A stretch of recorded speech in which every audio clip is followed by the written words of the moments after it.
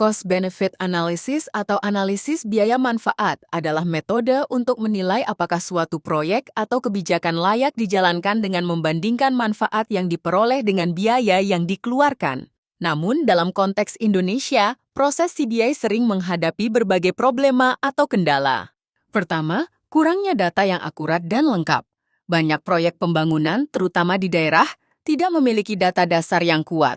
Misalnya data sosial, data ekonomi lokal, atau dampak lingkungan sering tidak diperoleh secara rinci.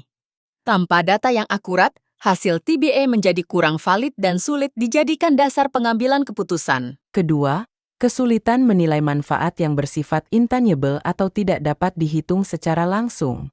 Contohnya manfaat peningkatan kualitas hidup masyarakat, manfaat pendidikan, atau nilai kelestarian lingkungan. Proyek yang secara sosial sangat bermanfaat sering tampak kurang menarik jika hanya dihitung secara finansial. Ketiga, tumpang tindih kepentingan politik dan ekonomi. Dalam beberapa kasus, keputusan proyek lebih dipengaruhi oleh kepentingan politik, bukan hasil analisis ekonominya. Akibatnya, CBA hanya menjadi formalitas, bukan alat evaluasi yang sebenarnya. Keempat, ketidakseimbangan antara manfaat pusat dan daerah. Banyak proyek nasional yang secara ekonomi menguntungkan pusat, tetapi biaya atau dampak lingkungannya harus ditanggung oleh daerah.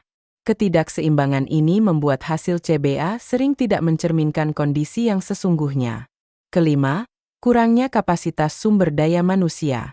Tidak semua instansi pemerintah memiliki ahli ekonomi pembangunan atau analis kebijakan yang mampu menyusun CBA dengan standar profesional.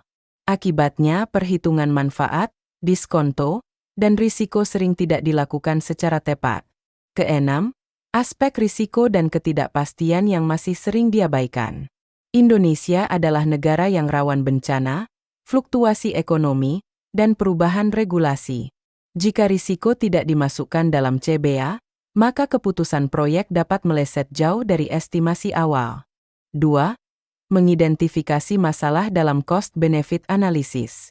Untuk membuat CBA berkualitas, kita perlu bisa mengidentifikasi masalah sejak tahap awal.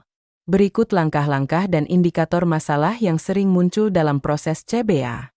A. Mengidentifikasi tujuan proyek.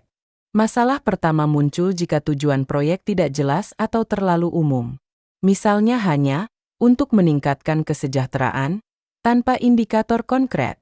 Tujuan yang tidak jelas menyebabkan manfaat sulit diukur dan perhitungan menjadi bias.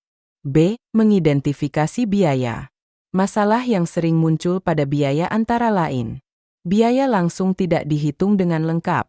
Biaya tidak langsung seperti kerusakan lingkungan, relokasi warga, polusi, dan dampak sosial sering diabaikan.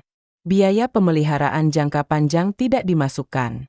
Terdapat hidden cost karena kurangnya transparansi. Akibatnya, total biaya tampak lebih kecil dari kenyataannya.